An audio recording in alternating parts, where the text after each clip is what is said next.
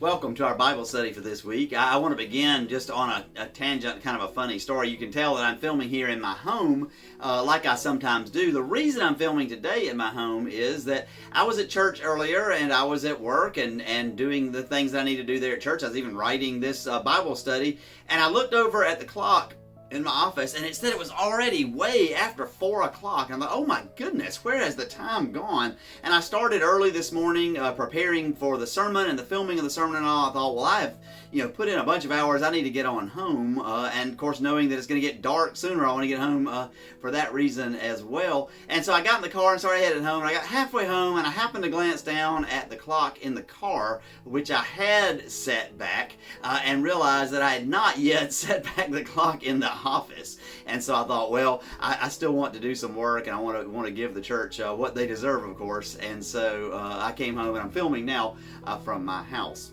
I don't know that has any connection to our scripture today. Our scripture for this week is from the book of Micah. And I'll mention this again in a minute, but Micah ministers to the nation of Judah. Israel is divided in two, and it's about 120 or so years after last week's Bible study when we learned about Naaman, the general from Aram, and Elisha. So we're in the early 700s into the late 600s BC. And I want to begin. We're going to read a selection from chapter 5 and then another selection from chapter 6. And although our lesson doesn't have it, I'm going to begin with the first verse in 5. Now you are walled around with a wall. Siege is laid against us. With a rod they strike the ruler of Israel upon the cheek. But you, O Bethlehem of Ephrathah, you who are one of the little clans of Judah, from you shall come forth for me one who is to rule in Israel, whose origin is from old, from ancient days. Therefore he shall give them up until the time when she who is in labor has brought forth. Then the rest of his kindred shall return to the people of Israel. And he shall stand and feed his flock in the strength of the Lord, in the majesty of the name of the Lord his God, and they shall live secure. For now he shall be great to the ends of the earth, and he shall be the one of peace. And then over in the 6th chapter, God kind of sets up a court case and says, I want to plead my case. And then towards the end, he declares that the people of Israel, or the people of Judah actually, are guilty. And he says, with what, the people of Judah kind of respond, and they say, with what shall I come before the Lord and bow myself before God on high? Shall I come before him with burnt offerings, with calves a year old? Will the Lord be pleased with thousands of rams, with 10,000s of rivers of oil? Shall I give my firstborn for my transgression, the fruit of my body for the sin of my soul? And this is the people almost being sarcastic. What do you want, God? Just tell me what you want. You want burnt offerings, you want calves, you want thousands of rams, 10,000 rivers of oil. Heck, I'll even sacrifice my firstborn to you. Just tell me what you want and I'll give it to you. And God's response coming back could have been a lot angrier than it is, but actually is a beautiful response of grace. God says, He has told you, O mortal, what is good. And what does the Lord require of you? But to do justice, and to love kindness, and to walk humbly with your God. Now that first part in chapter 5, when we hear about, O you Bethlehem of the little clan of Judah, from you a great ruler will come, we hear that and probably almost want to start singing. It's beginning to look a lot like Christmas, because of course that is one of the passages that we consider at Christmas time. You may remember when the wise men show up in Jerusalem and they ask Herod, where is the king born? And Herod asks his advisors, and they pull that verse. And they say, out of Bethlehem, Micah promised us that was where the new king would be from. And so we think about Christmas at this time, and so that then can take this whole passage and turn it into nothing but a prediction about Jesus. And actually that's not the case, and to do that would be to confuse what prophets are all about doing. Now yes, I do believe this is a prediction about Jesus, and the other predictions that we have in Isaiah and elsewhere in the prophets that we associate with Jesus, those are actual predictions of Jesus. I think probably what is going on there, though, in many cases, is the prophet is writing or preaching about more than they even know. Great authors, even who are not inspired by God, sometimes write more than they even know, and their writing is better than they realize. That's what I think is kind of going on here. Because Micah really, and most of the prophets, are more like weathermen. They are kind of predicting the future, but it's the short-term future. They can see what's happening. So a weatherman takes a look at all the data and can predict what is going to happen tomorrow because he's seeing what's going on. It's not that the weatherman is given a divine vision of what will happen. And a weatherman can't tell us, for example, what will the weather be like a year from now or 500 years from now. They can only give us a day or two out at best, and even sometimes that's not great. That's kind of the way the prophets are as well. They are inspired by God, but they're looking at the present time and they're writing to a present people. But sometimes that also, when they don't even realize it, they're also predicting something for the future that's even greater. And then I want to suggest there's a third way we can read the prophets as well, and that is what is Micah saying to us today that is even beyond what we see him saying to his people initially, to what we see him saying about the coming of Jesus. What is he saying to us as well? And so I'd like for us to look at these two chapters in those three lights. What was Micah saying to his original readers? What is Micah saying about Jesus? And then what might we be able to draw from this day that even goes perhaps a little bit beyond that? So what was he saying to his contemporaries? Well, as I mentioned, we're about 120 years or so after the story from last week about the king of Aram and the king of Israel and Naaman, the great general of Aram. And all of those people are now gone, but there's a new king of Aram and a new king of Israel, and they make an alliance together with one another. Now remember that the lesson 2 weeks ago was Solomon, and we talked about how at the end of his reign the kingdom was split in two. And so the king of Israel and the king of Aram make an alliance, and they're going to attack Judah and invade Judah. And it's a terribly sad thing because it's almost like one of your siblings making a pact with one of your enemies to come and attack you. And that's kind of what is going on here. And Judah is understandably afraid. Here are these two fairly powerful kingdoms coming after just this one fairly small kingdom. And the king of Judah at that time was a man named King Ahaz, not to be confused with Ahab. Ahab and Jezebel were in Israel, different people. But King Ahaz was scared to death. And we talked last week about how sometimes when we are afraid, or I would say always when we're afraid, and we make decisions based on fear, we're going to be outside of God's will. And that's exactly what Ahaz does. Ahaz runs to the Assyrians and he says, I want you to protect me from Israel and from Aram, and I will give to you money to protect you. And he takes gold and silver from the temple, it's really God's money, and gives this gold and silver to the king of Assyria and to the Assyrians. And Micah appears to warn him. Isaiah also is prophesying at the same time, and Isaiah warns him, don't do this. You are to trust in God and not in some other king. But Ahaz is so afraid that instead he loses his trust in God. He trusts the Assyrians. He can see them. He can see all of their chariots and all of their weapons and all of their power. God is this God he can't see, and so he doesn't trust God. He trusts the Assyrians. He pays them off. And what he basically learns is it's kind of like paying the mob for protection. You kind of have to wonder, who am I really paying to protect who against who? And then that's kind of what happens. Although Assyria does invade Judah and Aram, Israel and Aram, and they totally destroy Israel. And you likely have heard the phrase, the lost tribes of Israel, or the 10 lost tribes of Israel. That's where this comes from. Because they are taken off into slavery, into Assyria. Others of them scatter, run away, and scatter. Many of them probably go to Judah, as a matter of fact. And those 10 tribes are never reconstituted. They are absolutely lost to the mists of history. And that is because of their unfaithfulness, because they entered into this unholy alliance with Aram and came against their brothers and their sisters, and so they are gone to history. And now Assyria turns on Judah, and Judah finds out that that was an unholy alliance. Ahaz is killed, and then his son Hezekiah comes to the throne. But when his son Hezekiah comes to the throne, it is a terrible time for that nation. 46 Judean towns are razed by the Assyrians, completely gone.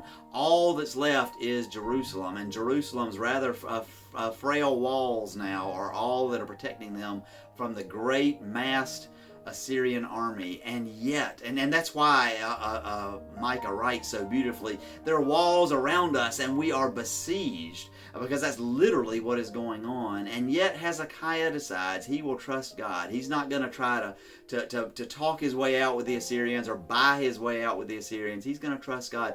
He tears down all of the altars to foreign gods and declares that everyone will worship God, and he worships God, and God responds. A plague comes upon the Assyrians. Some people think it may have been the bubonic plague, because there is an extra biblical account that says that the Assyrians were defeated by mice and rats, and we know that they carry the plague. Others think it may have been cholera. Hezekiah digs a very famous tunnel out from underneath the walls of Jerusalem to the water source, so that while Jerusalem is under siege, they can still have water. And so they were drinking that water, and the Assyrians may have had to drink other water that wasn't clean, and that, of course, caused cholera. Of course, ultimately, Hezekiah and Micah attribute it to God, that God does this, and this plague strikes Sennacherib, the ruler of Assyria, and he runs back to Assyria with his tail between his legs, terrified, taking his army with him. And Judah is actually saved. Jerusalem is saved. And it will not be for another about 150 years until the Babylonians will then conquer Judah for other sins that Judah commits. But under Hezekiah, we learn this very powerful message that Micah gives to him, that when we do things God's way, even though things seem completely hopeless, God has a way of making things work out. But we have to do things God's way. And so it's easy to say, well, I'm going to take matters into my own hands and try to use whatever power I have, or align myself with someone who is not the right one for the job, who is not a holy person or whatever, because they seem to have power. But that's not the way to do it. We do things God's way, and God has a way of making things work out for us. A powerful message for the Judeans back there in the early 700s, late 600s. Also a powerful message for us, perhaps. But as we've already said, we Christians read this and we see Jesus in here. I mean, almost how can we not see Jesus in there? Bethlehem, a great ruler will come from Bethlehem, and we know the story of Jesus being born in Bethlehem. Micah says not only is his lineage correct, or actually geography correct, he's born in Bethlehem, but Micah says he is one whose origin is from old, from ancient days. And part of what Micah may be saying is the ruler who is coming, who knows? We don't know where Hezekiah was born. Hezekiah may have been born in Bethlehem. And he's saying this one who is born in Bethlehem, he has a lineage that does go back to David. And so in a sense, Hezekiah may be the one that he is talking about. But also, whether he recognizes it or not, he is talking about Jesus, because Jesus' lineage also goes back to David, of course, but even more powerfully, whose lineage origin is from old, from the ancient days. God is sometimes called the Ancient of Days, and Jesus comes from the most ancient of days. Jesus was, we know, pre-existent with God, part of the Trinity. And so even to say his origin was from old is a way of saying he doesn't even have an origin. He has always been, and he is from the most ancient of days. And he was not simply in the line of David, but he was there at the very creation of the universe. Now, Micah may not recognize that, but we see that in there. And perhaps Micah did. We don't know. And so Micah may not know he is predicting the Messiah. He may only be predicting a Messiah, but we see in it that he is predicting the Messiah. And he continues, and again, we can hear in here clues for thinking about Jesus. Therefore he, this is God, shall give them up until the time when she who is in labor has brought forth, and then the rest of his kindred shall return to the people of Israel. Now, in the 4th chapter, Hezekiah warns Judah that you may be taken off into exile. You may be taken off into slavery, but God will not forget you. And just as God brought his people out of Egypt, God will bring you out as well. And this perhaps is a reference to the exile that's going to happen another 150 years hence in 586. But he's saying what happened to Israel, that you will be lost to history, won't happen to you. God will bring you back. And there's a message there for them. But we can also see in here a message for the people who are going to have to wait now almost 700 years for the Messiah. And yet, when the time has come, she who is in labor, and she can be Judah, she can be the whole world who is crying out for a Messiah, or she can simply be Mary, the Virgin Mary. But she who is in labor will bring forth, and all of God's plans will begin to come to fruition. You will be able to be brought forth just out of slavery, just as happened in old, and all of the people shall be returned, not simply to a geographical place, but returned into the grace of God. Beautiful promise, a promise for the present, but also a promise perhaps even for 700 years in the future. Micah continues describing what will this great ruler be like. And he shall stand and feed his flock in the strength of the Lord. Now, doesn't that sound like Jesus, the good shepherd? Jesus seeing the people are like sheep without a shepherd and literally feeding them when he feeds the 5,000. Also Jesus feeding them the word of God, feeding them the bread of heaven, which is his own body and his own blood. Jesus, the good shepherd. In the majesty of the name of the Lord his God. Jesus was always pointing to God and pointing to God and saying that he would be raised up. And what he meant partly was raised up on a cross, but then raised up to new life, not for his glory, but for the glory of God. And then it says, for now he shall be great to the ends of the earth. And that is the case to this day. Throughout the world, there are Christians. And he shall be the one of peace. An interesting phrase to hear when you are being surrounded by an army, that the one of peace is the one who will save you. But of course we know that indeed Jesus is, and one of his other titles coming from Isaiah is the Prince of Peace. And another reminder that we do things his way and not the way of the Lord. And so echoes there of the Good Shepherd, echoes there of his greatness being proclaimed to the ends of the earth, echoes of his ministry proclaiming God's glory, and echoes of him being the Prince of Peace. Whether Micah recognized it or not, it is there, and Jesus is there. Well, let's move into the 6th chapter just for a moment and remember that, or consider that we don't often associate that so much with Jesus. What does God require of you? Well, it's simple. God has let you know you are to love mercy, or do justice, and to love kindness, and to walk humbly with God. And we don't associate that with Jesus. Jesus doesn't directly tell us that. And yet if we think about it, how much that encapsulates the ministry of Jesus and the message of Jesus, but even more importantly, how much does that encapsulate the life of Jesus? If you wanted to say what was the life of Jesus in one sentence, you could do a whole lot worse than to say that Jesus is one who did justice, and who loved kindness or mercy, and who walked humbly with God. And not only did he do those things, but he called us to do those things. That's a good summation of the Sermon on the Mount, I think, in striking and powerful ways. And then Jesus not only, though, does those things, but then he becomes our model. So when Micah tells us you are to do justice, and to love kindness, and to walk humbly with God, and we may want to complain, well, what does that mean? What does that look like? How am I supposed to do that? Micah might say to us now, look at the life of Jesus.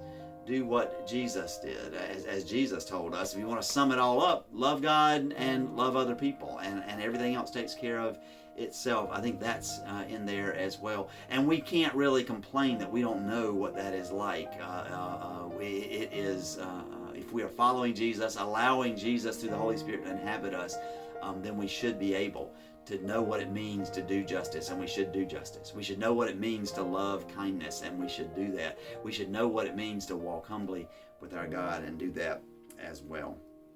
Well, let's fast forward again now. We've come from 700 years before Christ to the time of Christ. I want us to fast forward another 2,000 years to where we are now, and say, is there a message in this for us as well? Of course, we've already seen the message. The message of Hezekiah is we follow God and God's ways even when all seems hopeless. We don't make unholy alliances. We see in the person of Jesus a great model of doing justice, loving kindness, and walking humbly with God. But there's still another message. We are still waiting, aren't we, for the second coming of Christ, for the ultimate Messiah to come and make all things new again, to set everything back right again. And so as we wait for that time, we can take so much hope in this passage as well. Because many of us surely feel like that first verse in the 5th chapter. We feel besieged. And we sometimes hear people say, it's never been this bad before. And I think that is arguable, but I think it's okay for us to recognize there's a lot of evil rampant in the world right now. And we may feel besieged by that. But the promise there, of course, is that even when it feels hopeless, even for the church, which isn't as powerful as it once was, the church, which in some ways I think we have sold our birthright for a mess of pottage, if you will, for the church that seems like we are not respected anymore or like we once were, and we can't do the things we once could do. We might be tempted to make some unholy alliances, and I think we do sometimes with the political powers that be and with others. We need to reject all of that. Do things God's way and trust that God has a way of bringing salvation when it seems like there is no salvation. God is constantly bringing life out of death. Is that not the story of Jesus? And rather than giving up, the disciples could have given up and gone and made some alliance with the Jewish leaders or with the Roman soldiers, but instead they waited that weekend for Christ, and Christ was raised from the dead, and it changed everything. And then, of course, we are told, as Hezekiah was told, as Jesus taught us, that we are to do justice, to love mercy or to love kindness, and to walk humbly with God. And you may be aware that in Hebrew, when there is a list, it's usually in increasing importance. It's almost the reverse of the way we do it in English. If you open up the newspaper or whatever to see, well, what are the rankings for the college football teams? It starts at number 1 and works its way down. And so the first one is the most important, or the one we're going to pay the most attention to. In Hebrew, it's exactly the opposite. Usually, if there's a list, you want to look at the end of the list and kind of work your way backwards, almost like some of the countdowns we do. Well, here's number 10, number 9, number 8, or whatever. And so the last one of those, in a sense, is most important. Walk humbly with your God. And I'd like to suggest that if we take that seriously, walking means activity. It means doing something. Being humble, oh, does our world need humility today? Do we need to be humble today? But it isn't simply being humble, and it isn't simply doing something, but it's walking humbly with God. And if I walk humbly with God and let God give me everything that I need to do the things God is calling me to do, then what's going to happen? Almost by default, I'm going to love kindness, and I'm going to act as a loving, kind person. I'm going to do justice. And loving kindness and doing justice are humble things to do because we do those for other people. I don't demand kindness. I don't demand justice for myself. I do it for others. I love it and exhibit it for others. And so let me invite each one of us this day to commit ourselves, if we commit ourselves just to one thing, to commit ourselves to walk humbly with God and see the amazing implications that may have even thousands of years in the future. And we can do that, of course, because God